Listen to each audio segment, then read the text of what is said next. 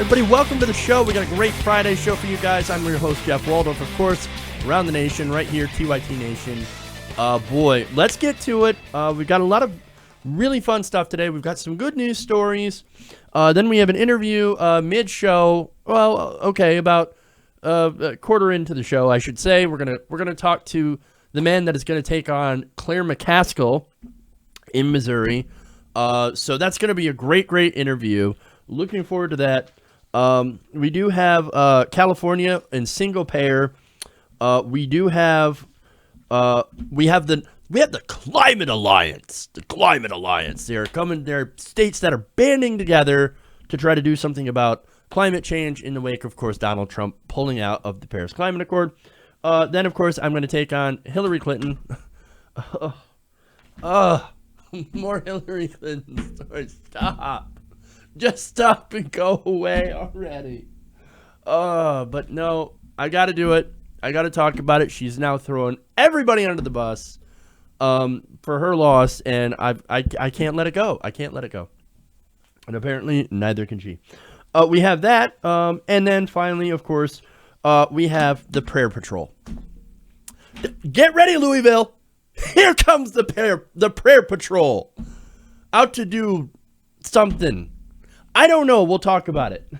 Prayer Patrol. I'm in a mood today. It's a fun Friday.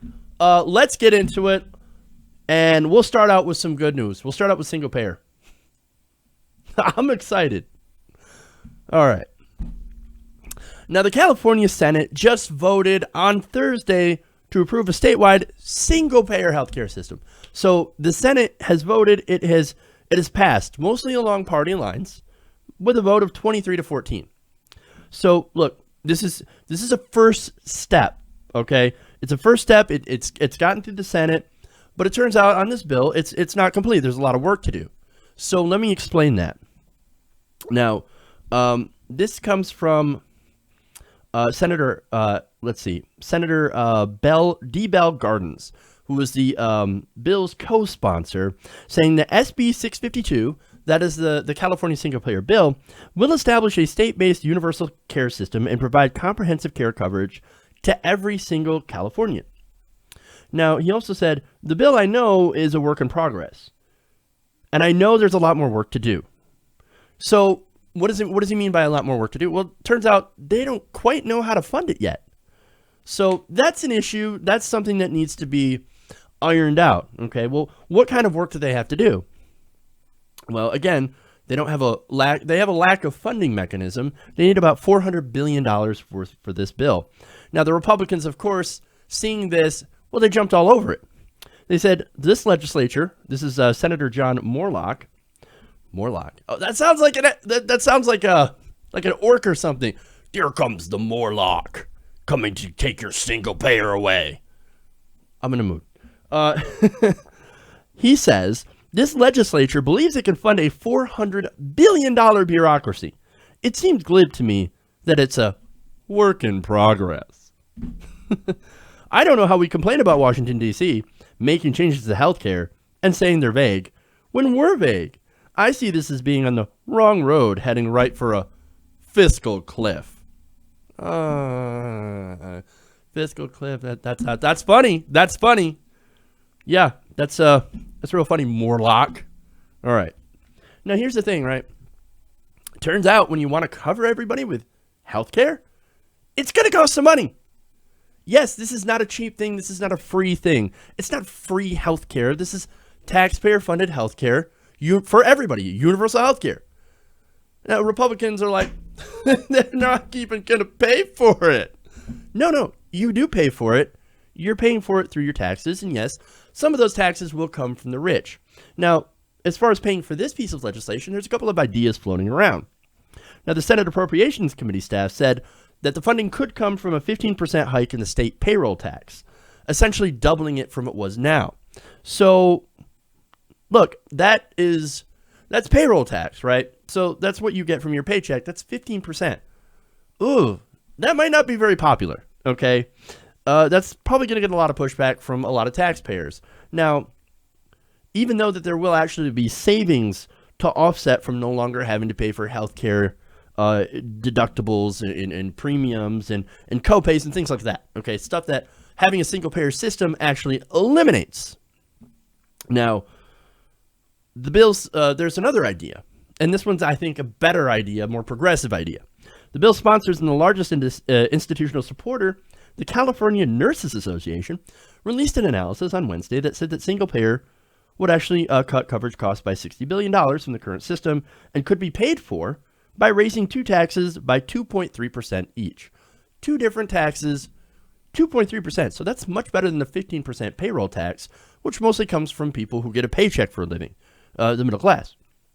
Now, the gross recipients tax paid by businesses after their first $2 million in income, that would have an additional 2.3% tax added onto that.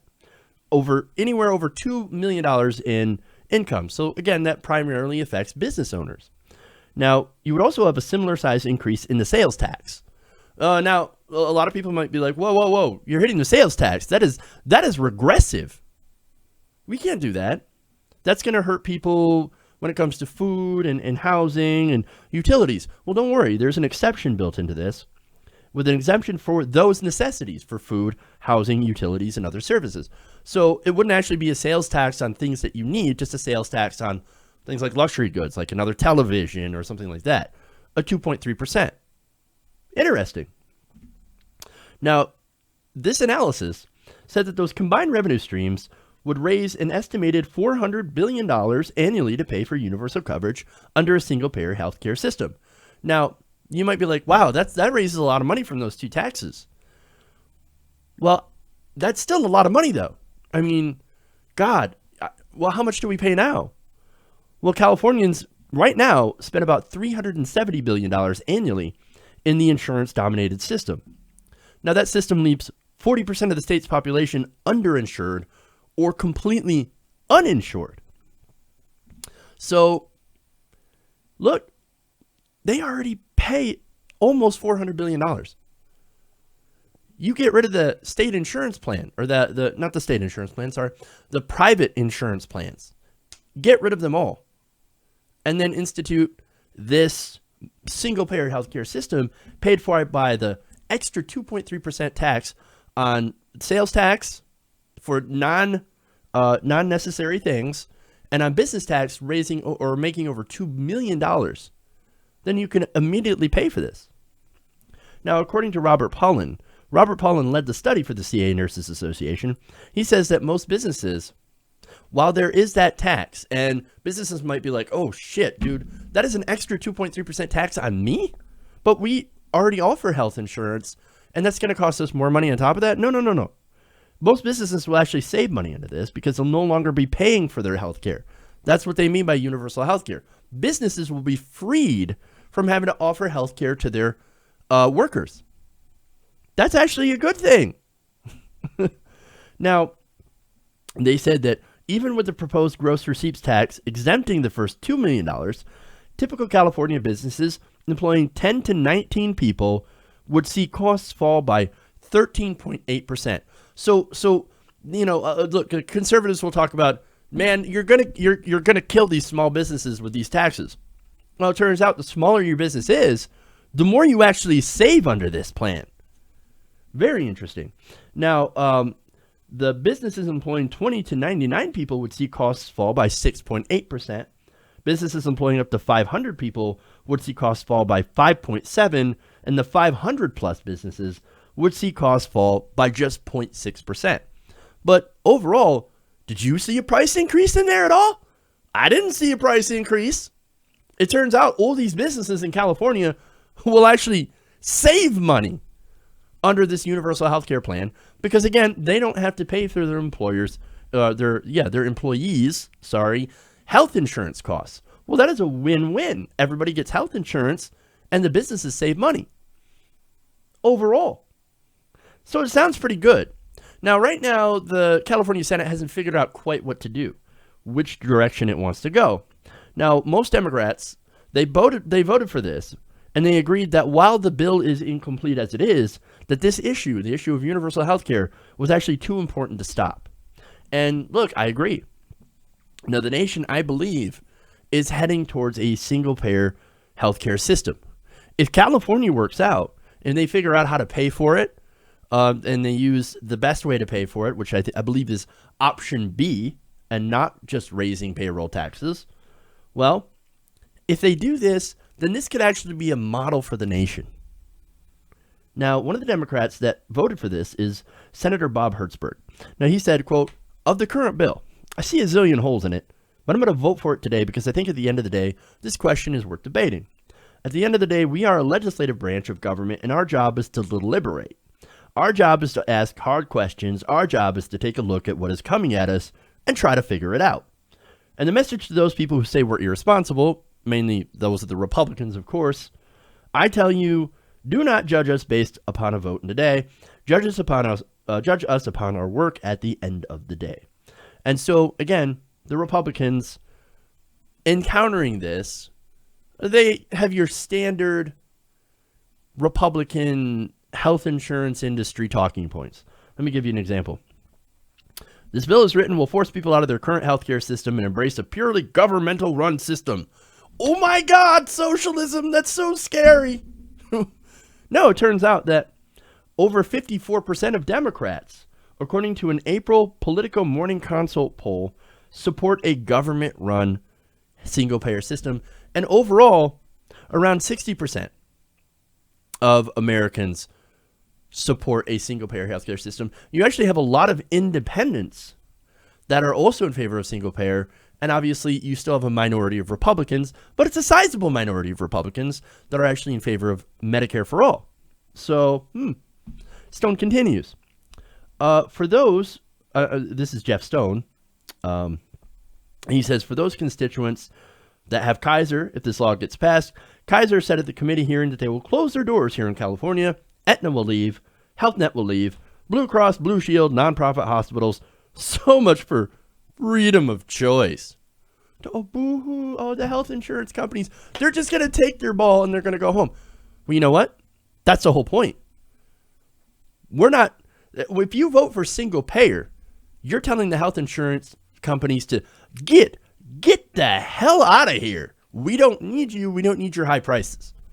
We're going to do our own health insurance through the government, and we're going to pay, instead of a multi-payer system, which is what we have now, paying through third-party health insurance companies is essentially a middleman that just skims money off the top. No, we're just going to pay the hospitals directly through the government.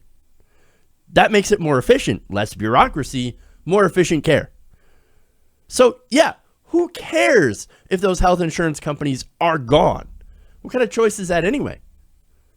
No, you're going to get better health care, and it's going to be cheaper because it's less bureaucracy. Boo-hoo, man. You know, who's crying for the insurance companies anyway?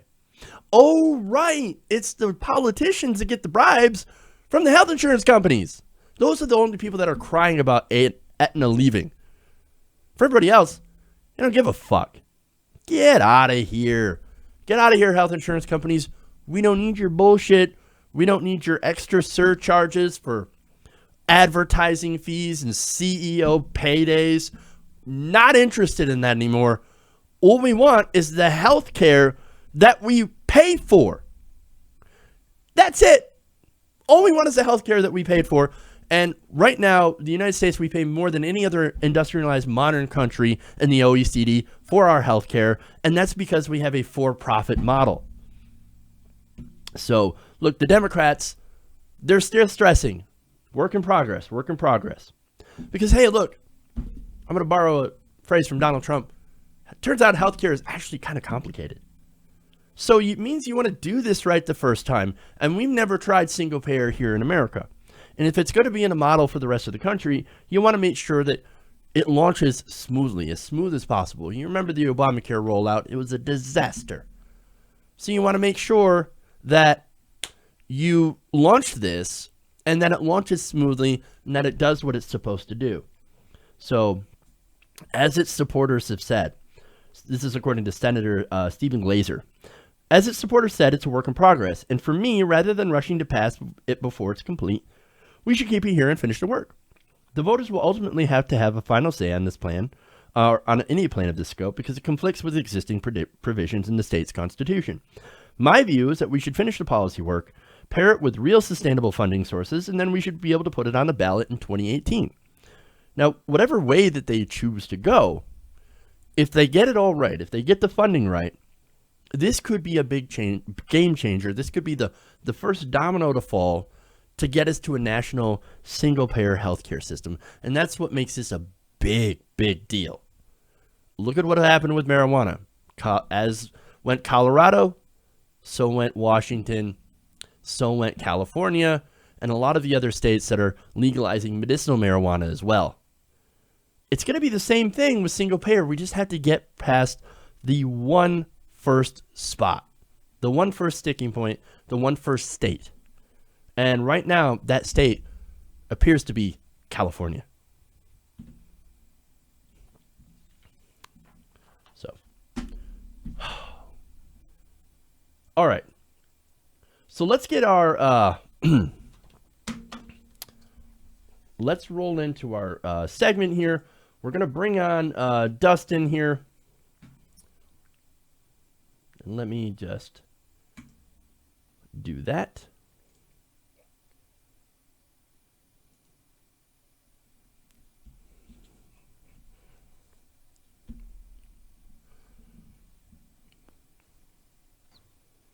Hey there. Can you hear me all right? Yep. Can you hear me? Yep. You're coming in clear. Coming in clear. All right. Good. All right, let's get this segment rolling. Now, Claire McCaskill is a center-right Democrat from Missouri. I recently did a video saying that she is going to be primaried, and right now I have her challenger with me right here. His name is Dustin Pyer, and he is running for the 2nd Congressional District in Missouri. Welcome to the show, Dustin. North Dakota, Heidi Heitkamp. You're against... It's all good. I can't believe I messed that up. I thought you were running against Claire McCaskill. Heidi Heitkamp. Sorry. Wow, I feel so embarrassed right now. All right. So you're running against Heidi Heitkamp. Why don't you... I can't believe that is such a novice move on my part. I am so sorry. Anyway, I'm so embarrassed. All right, Dustin, welcome to the show. Why don't you tell me about yourself? Well, yeah, my name is Dustin Pyer. I'm a wildland firefighter. I started fighting fires in 2007. I'm a father. I have 2 children. Noah is 6 years old, and Zion is 2. I'm married. My wife's name is Ashley. We live in Driscoll, North Dakota, which is a community of 30 people. And I have decided to make a primary challenge against Heidi Heitkamp and shake up the establishment a little bit here in North Dakota, hopefully bring out more people to our convention and our district convention here in District 28. Mm-hmm. All right, so let me get this camera right. All right, so what was the reason that you wanted to run against Heitkamp? What was one of the main reasons? Well, it's, the Democratic Party, to believe in democracy, we have to engage in democracy. We have to hold our counted officials, we have to hold them accountable, and it's basically to get people to understand that we can't just let anybody, Democrat or Republican, walk through the primary. And in North Dakota, on the Democratic side, there's been not a whole lot of participation. And I believe this is a way to bring people out of the woodworks, bring people to the convention in Grand Forks, and get more people involved and let people know that there is an alternative to Heidi Heitkamp, and let the 64% of people that supported Bernie Sanders know that there's an alternative here. Somebody who's not going to take corporate money, somebody who's going to stand up for the people and engage in direct democracy. All right, so tell me about some of the positions. You're a Bernie Sanders guy, and you're in the favor of universal health care, living wage, right? What about your stance on money in politics? Yeah, money in politics. This last session, I lobbied at the state capitol here for the Wolfpack initiative that would call for a limited state convention to address campaign finance and have free and fair elections. The Republican supermajority shot that down.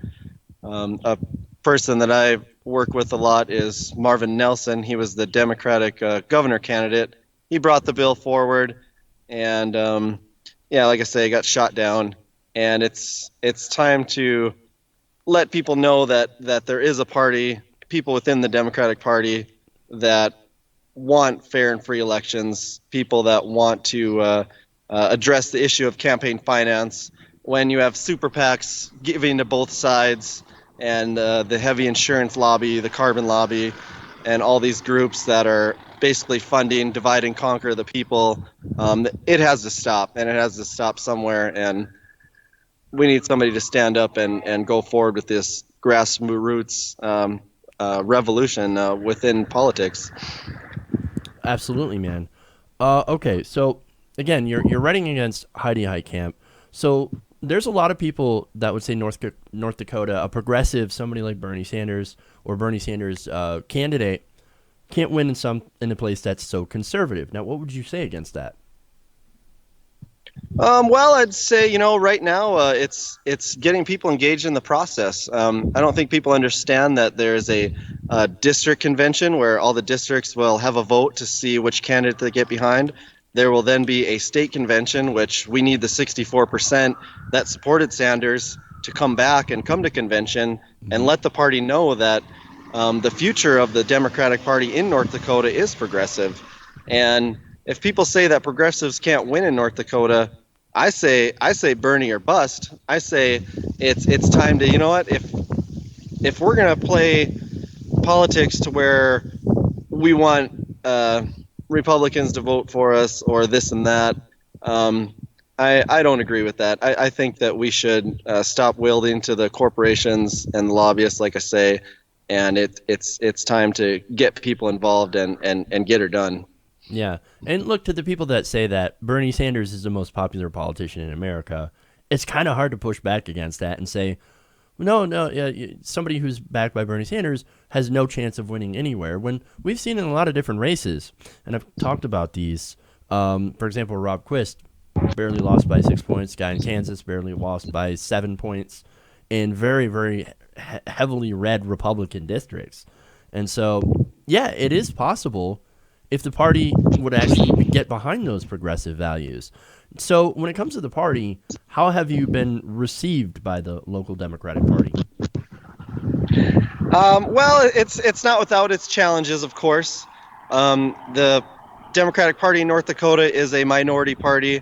Right. We don't hold many seats in our state legislation, and really the rural districts like mine, District 28, have really been left out.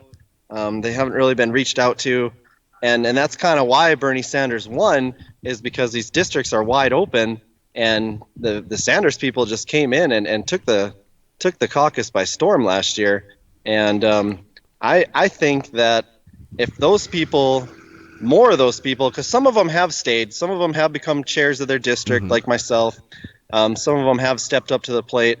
But when the Dem NPL platform in North Dakota says 15, and we can't even get 925 through, Right. I guess we have to bring these things forward. And I guess even if they're not going to pass because we're a really heavy red state or whatever, it these are the people that are the future of the party, and we have to keep these people engaged. We can't write them off and go back to establishment politics. That's not working either. Absolutely. And we've seen how just how frustrated people across the country are, and it is amazing where you're at that Bernie Sanders won over 60% of the county. That's amazing. And so The state the state, presidential sorry, the caucus. state. Yep. Yep. Yeah. I'm full of it Hillary today. only took 2 districts. That was it Yeah, and out of 47. yeah, and so I mean that's a pretty big deal, especially when Hike Campus, of course, was for DAPL, which was something that had a lot of people. A lot of people were pissed, me included. I'm sure you included. Did you actually spend time around Dapple? I okay, like I say, I'm a wildland firefighter. Last year I did 6 out-of-state fire dispatches. Mm-hmm. They're all 3-week commitments, 100-hour weeks away from home. I did do a sit-in on a panel with a few other progressive Democrats. You might know who Chase Iron Eyes is, Mm-hmm. but among them was Ruth Buffalo for insurance commissioner, Marlo Hunt. She was running for PSC, a Standing Rock resident, and Tom Asbridge and David Gibbs. And we said that it's time for the nonpartisan league to come back and promote a North Dakota product. Not only did you have the DAPL destruction of sacred sites, Mm-hmm. which the PSC did end up finding them for one, which, I mean, they could have did a lot more.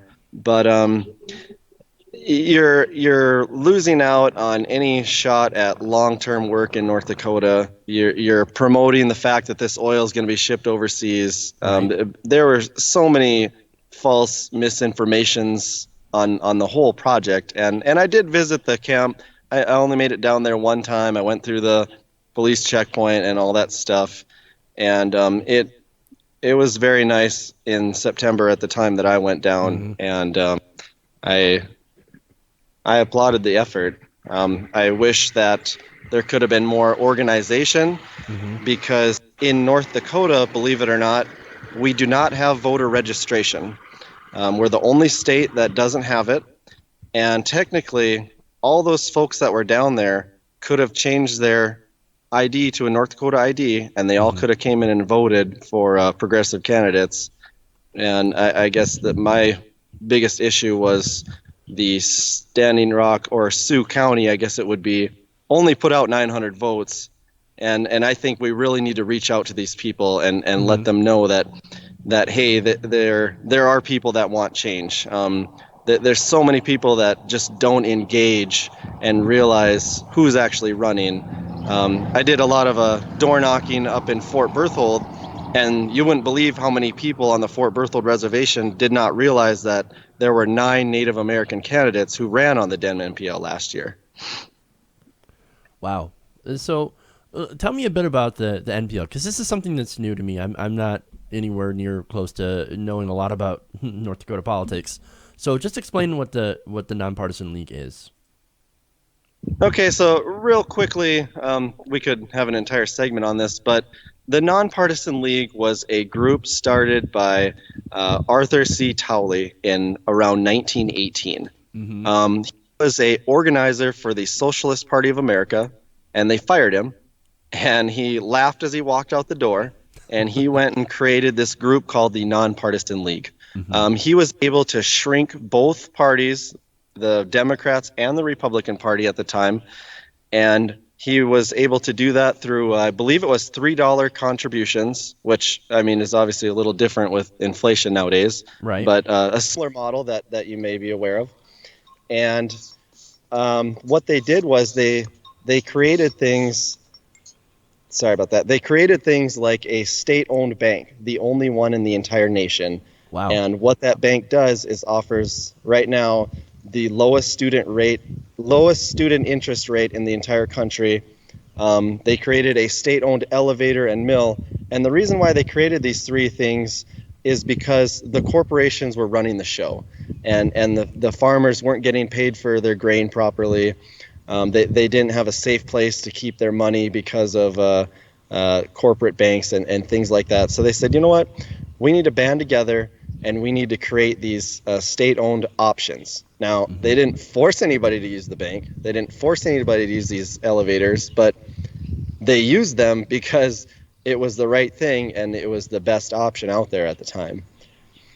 Wow. So that's pretty cool. Just knowing the history of it. So now getting back to our earlier question about people that didn't get out. You mentioned the Sioux County that only got out 900 votes and people getting engaged. What message would you have for people who think that I'm it's sorry, not Jeff, I'm worth having getting an out? issue hearing you. Okay. Is it okay now? Okay. I, Can you hear me? Okay. Should be good. mm, Technical problems. Um, shoot. no, I can hear you now, but can you hear me? Okay.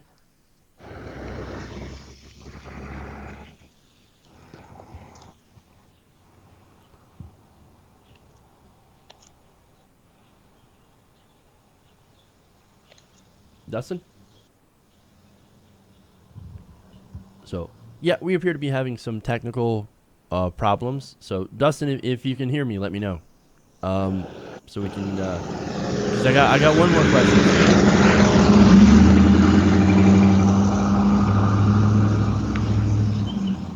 All right. Let me. Can you hear me?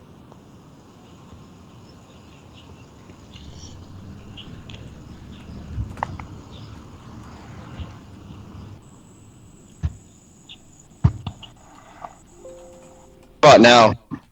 Yeah, I can hear you now. Okay, now I got you again. Okay, good. I had a phone call. All Sorry right. about that. It's all right, man. It happens. All Yeah. right. So let me Yeah. ask you a question here. Um, Now you mentioned that Sioux County only 900 people came out to vote. So I want to ask you what message you would give to people who right now have sort of given up on the political system and who are not turning out to vote. What message would you give for them to try to get them out? Well, yeah, we need folks to step. Right now, there's no organization on that district as well, District 31 within the DEM NPL. Mm-hmm. Um, Really, we need to get through to the people in charge that they have to reach out to these people. They have to put some of their efforts into advertisement, into uh, f- finding out who's interested. But as far as a message, I mean, it's time to take back our state and our party and our country for that matter. If you're not impressed with the way things are going, not voting is the worst thing you can do. And really, what I'm trying to do is get people to realize that even voting is not enough anymore. Right. We have to go to our conventions. We have to help with the platform. We have to door knock. We have to phone bank. We have to donate $27 if you can. Mm-hmm. We have to do these things because if we don't do them, no one else is going to do them. If not me, who? And people Right. really need to start asking themselves that. And right now, there is a six-person challenge, I believe, to Dave Archambault for the tribal chairman position. So I think that in itself could get some people to get involved, and maybe we can bring them into the DEM NPL and say, hey, would you also like to help with the District 31 race, which is going to happen this year? Because we can't just let the Republicans walk straight through like they've been doing in these rural areas. So really, it's about not me, us. Yeah, absolutely. Absolutely. All right.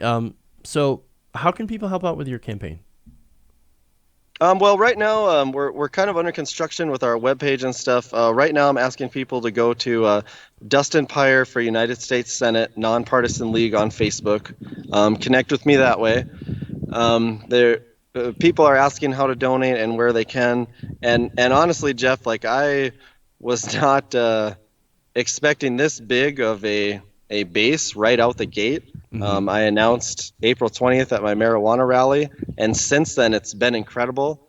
I have a campaign manager who has come out of nowhere, Joey Peltier, who is doing an incredible job, and really it's about people that have never done anything before. What can I do? Just reach out to me on Facebook. Go talk to your neighbors.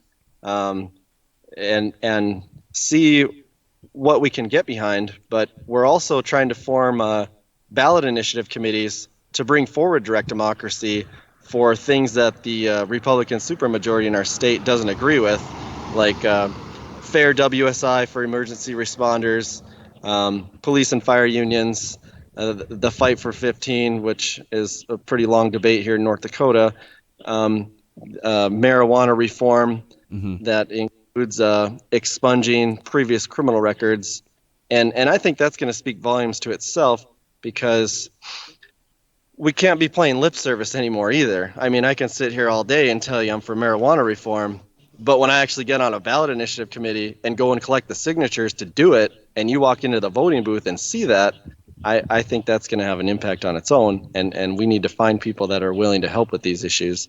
Absolutely, man. All right. Well, thank you, man. I appreciate your time. I'm gonna check to see if we have any questions from the chat, but I don't really see any at this point. So if there's anything else that you want to add, feel free to do so. Yeah, I just want to say that I've never been a politician. My campaign slogan is "Send calloused hands to Washington." We need to get the working people involved, and if you can't run for office, that's fine, but uh, we need to get people to understand, like I say, that when 40% of the state does not vote, that's a problem. That means Yeah. that we don't have a country or a state of and by and for the people. We have a political atmosphere that is funded by big interests and stuff you see on TV and all that. And that's what swings elections. There were multiple district elections that could have easily went the other way Yeah. with a little bit of help from the progressive 64%. Right, and it's just a matter, I think, of just being able to reach out to them and get your message across and to be able to find them. I mean, these people, they're there, but sometimes it's hard to reach them. And I think this is a pattern throughout the entire country. I think America is a lot more progressive than we give it credit for. It's just that we're so spread out, and we're kind of hard to find until you have that single rallying call, and that call was Bernie Sanders. But you and I, by the way, we're both working guys. I mean, before I did this, I worked in the factories, and you're a firefighter, which is awesome. I mean, that's amazing. And so like, we know what it's like to be in the community, to talk to the community, to get to know the people, to see their concerns, to feel those concerns yourself. You know what I mean? It's so important, like you said, to get people into office who understand those concerns, who are not cut off, and especially who are not influenced by the big money in politics. So it is really awesome to see people like you that are starting to run for office on that, not just because of Bernie Sanders, but just the policies, the platform itself. It really is amazing. So I want to thank you for actually stepping up, and I couldn't appreciate it more. Even I don't even live in North Dakota, but if I were there, I'd give you a vote. So Awesome, yeah, thank you. So, all right. Again, thank you so much for your time, man. There's so many people in my chat that want to know how to help you out, and so, let's do this. When you get all the fundraising stuff set up, I want you to come back on, and we'll have a discussion on how to help out your campaign and see what we can do. Yeah, excellent. Yeah, because I'm not taking any large corporation donations and none of that stuff. I'm funded by the people, and right now I'm in Lytton, North Dakota. It's a town of about 1,200 people, and I'm at a parade, and that's kind of what it's going to have to take. I mean, and if people in North Dakota want to help, I mean, even if I can't be there, walk through your local parade and say, hey, Pyre for Senate, pack the convention. That's what we're pushing. Because if we get these 64% to come to convention, and I take convention, that means that Heidi Heitkamp has to go and collect 300 signatures to get in the primary. And that's kind of the momentum we're looking for right now. That's going to make national news, too. Yeah, I believe so as well. She's in the pocketbooks of the same people that are given to John Hoeven and Kevin Kramer. I mean, Hoeven's over $2.5 million, and Kramer's somewhere around 1.8 million, and Heidi just passed the $1 million mark, and Democrats are proud of that. And it's great fundraise, but when that money is coming from super PACs that literally give to anybody, that's not right. I mean, I'm sure I could go out and get all kinds of money if I wanted, but that's not what I'm about.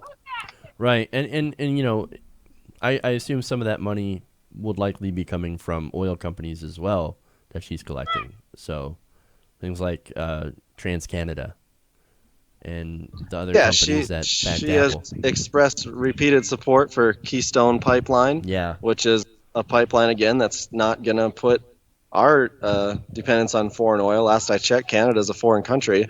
right. But then she'll support Canadian oil coming into the country, and she'll support our efforts when we go to war with not war with Canada, but on their team, and as far as the United Nations and whatnot. Hmm. But we're not good enough for their prescription drugs, Yeah, I know. and it's things like that that people, new progressives coming into the party, are pressing her on.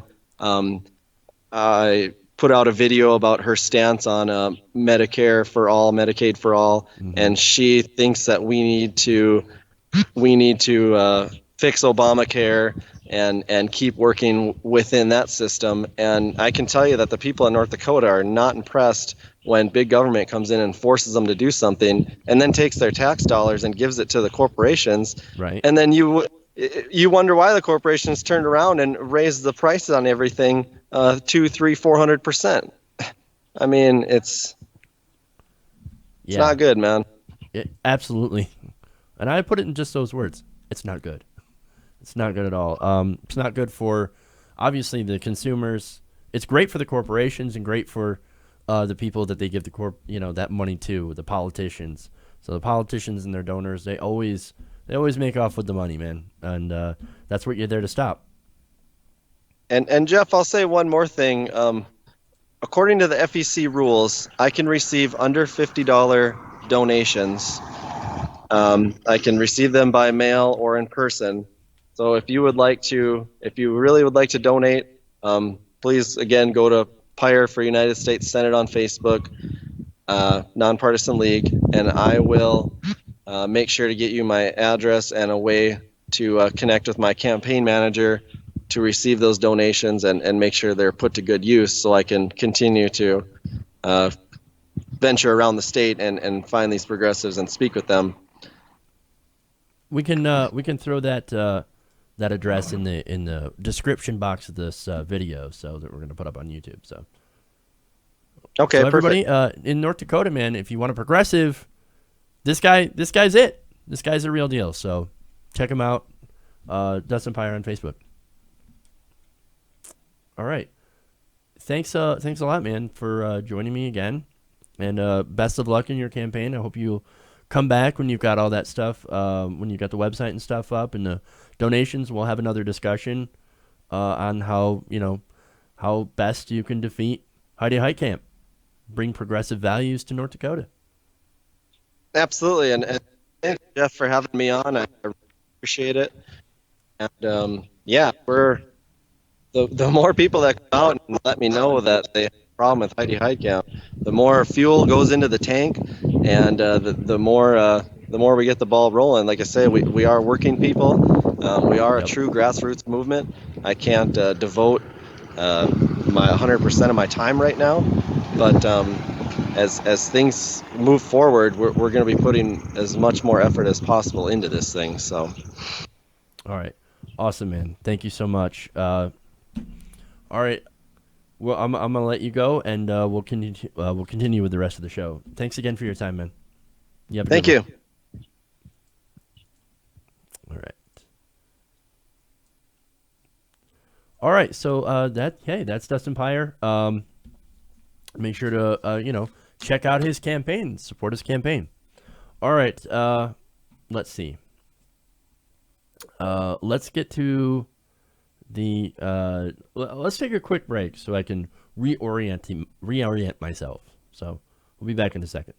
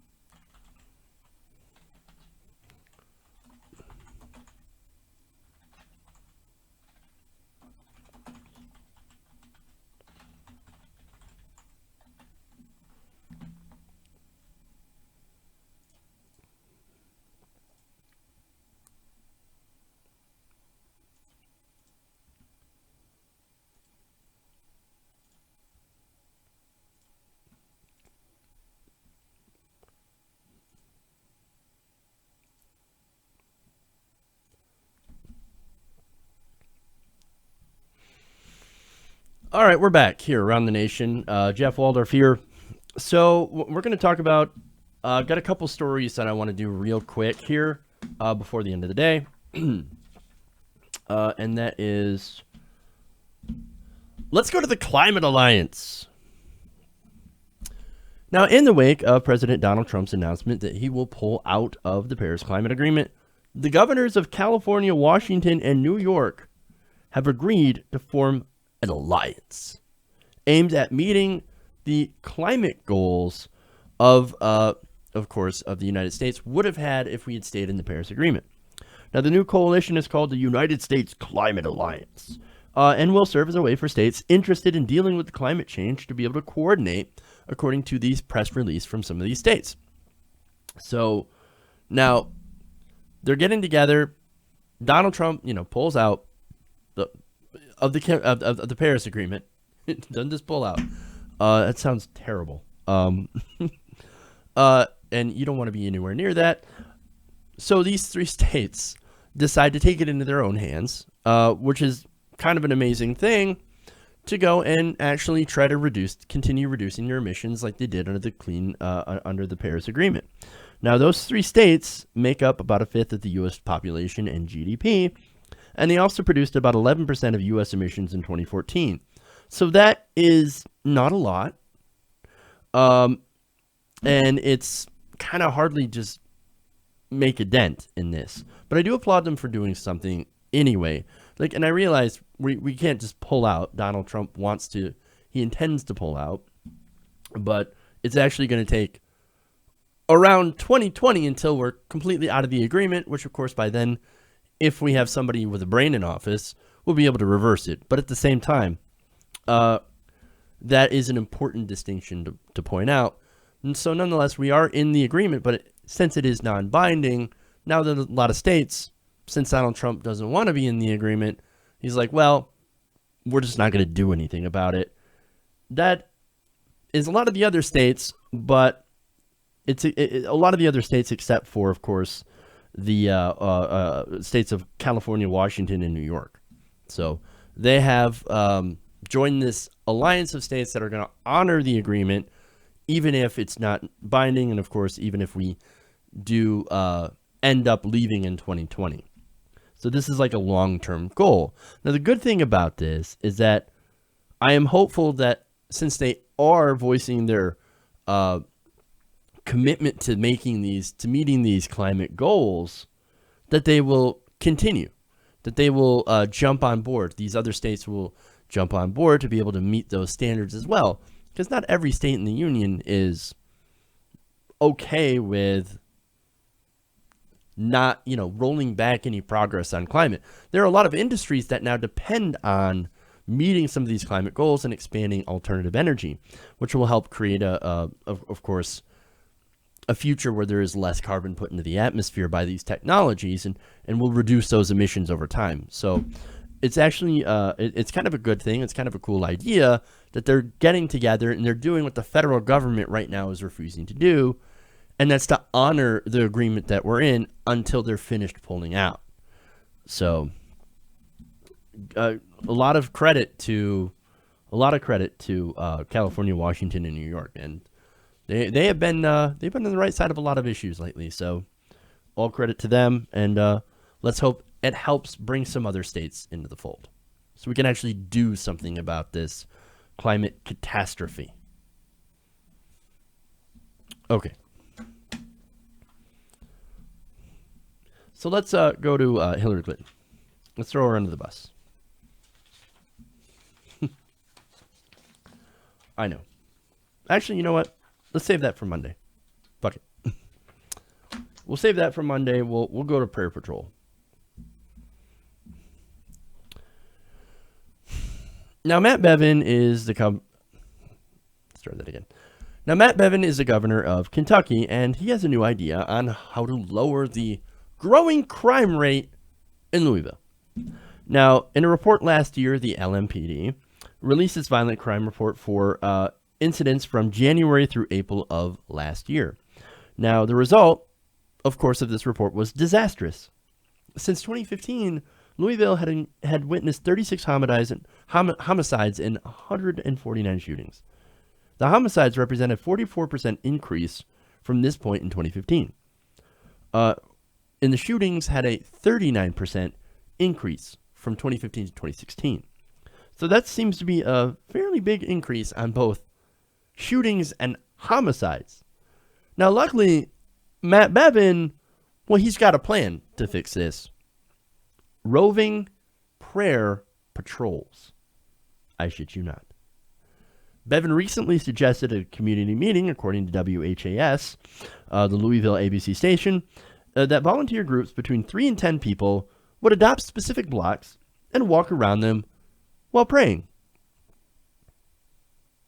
Not like reporting crime or anything, or stopping crime, which would be, look, admittedly, if you're somebody who's walking around praying, generally you don't want to try to stop crime. You would normally call it in, okay? But they're not even going to do that. They're just going to pray. Wonderful. He says, you walk to a corner, pray for the people, talk to the people along the way. No songs, no singing, no bullhorn, no t-shirts, no chanting. Be pleasant, talk to the people. That's it. Later on, he tweeted, prayer will change things. Prayer is powerful, and the people united in prayer will make a difference in their communities. He wrote in another tweet. Prayer patrols. Oh boy. So look, the whole idea, if you're going to walk around and you're going to talk to people and you're going to, be nice to them in the community, be respectful, whatever, be pleasant. Okay, I don't have a problem with that. Okay. Those are all positive things. If you want to pray, great. Whatever. But that's not going to stop crime. When has prayer ever stopped any crime? Come on, man. In fact, some of the communities and that are suffering from this violent uptick in Louisville, actually had to push back against this idea. Now, this is Joe Phelps. He is Reverend Joe Phelps of the Highland Baptist Church. Now, he told WHAS, quote, I believe in prayer. I'm a pastor. I pray every day. I pray all the time. That's not the answer here. In fact, this gets even better. For him to reduce the problems of violence to getting people to go and pray for a block is an embarrassment to Christianity. I feel embarrassed for the Christian faith if the governor of Kentucky is saying these things as a solution to violence in our community. That's pretty good. But wait, this next quote is even better. This is Reverend Clay Calloway of the West Louisville Ministers Coalition. He said he was so disgusted by the governor's comments that he walked out of the meeting. Quote, the only thing I wish was present was a barf bag in front of my seat so I could throw up. Calloway told a local Fox affiliate, WDRB. Otherwise, I might have stayed a little bit longer. Damn, dude. Look, not like this guy's part of the local atheist group. These are both reverends. And they're both saying this is a ridiculously stupid idea. Yes, we pray. We're religious people. But that is not going to stop murders. That's not going to stop crime. What are you doing? We need actual resources to help, not prayer gangs, which is not even fair to call them gangs. But now there are other pastors that are a little bit more supportive of this, even if they're a little skeptical. One of them is Oliver Evans of the Spradling Memorial AME Zion Church. Now, he told the NBC station WAVE, W-A-V-E, that although he had some mixed feelings, overall, he said, you know what? Couldn't hurt. As a matter of fact, I will share this with my congregation when we meet on Sunday. So yeah, mixed feelings, like, it's not really going to do anything, but is it going to hurt anything? Well, I guess not. It's his prayer. All right, well. Now, you do have one person named Mashorn Daniels of God's Life Matter who said he was encouraged by the plan. Quote, it's a seed. Like with anything, if you don't do anything, you don't get nothing.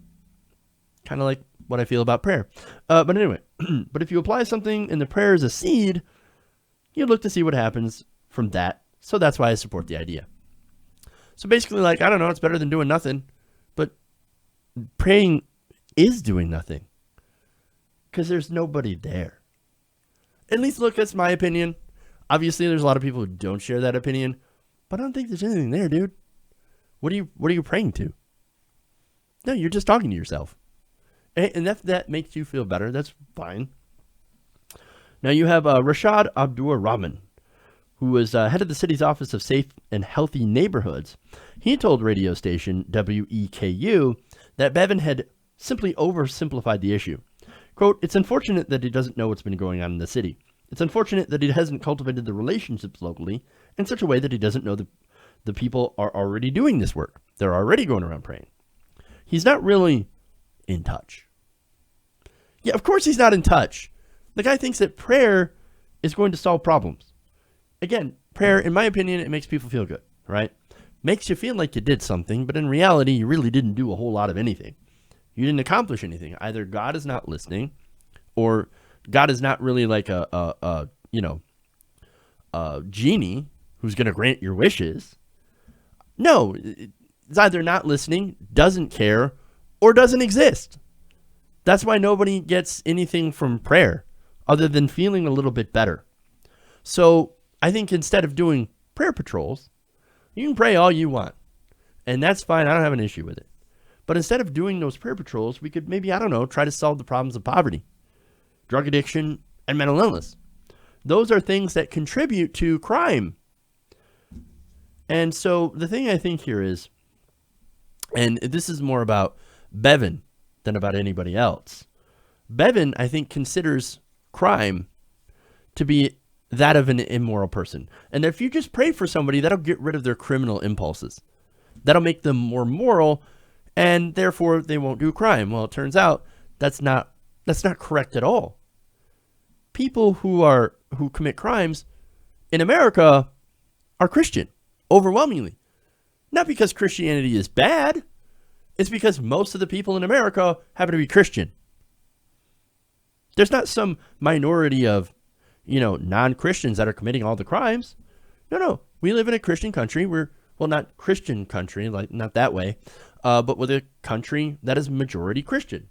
That is 70% of us that are Christians in America right now. A lot of the crime, a big percentage of that crime is committed by people who are Christian. Not because, again, not because Christianity is a bad thing and that people who are Christian are criminals. It has nothing to do with their religion. It just happens to do with the percentages of people in your country. That's it. It's not a moral thing. Crime and criminality is not a moral issue. Most often, it's a socioeconomic issue, an issue of poverty, an issue of possible drug addiction, which Kentucky's being hit by the opioid epidemic as well, and poverty and hopelessness and all that stuff does breed crime. Maybe if we were to fix those actual issues, I don't know, might actually do a lot better. But instead, solving a non-religious problem, the problem of crime, with a religious solution, it is asinine at best, and altogether, in my opinion, pretty ridiculous. Hey, Bevin, let's have some real solutions. Okay?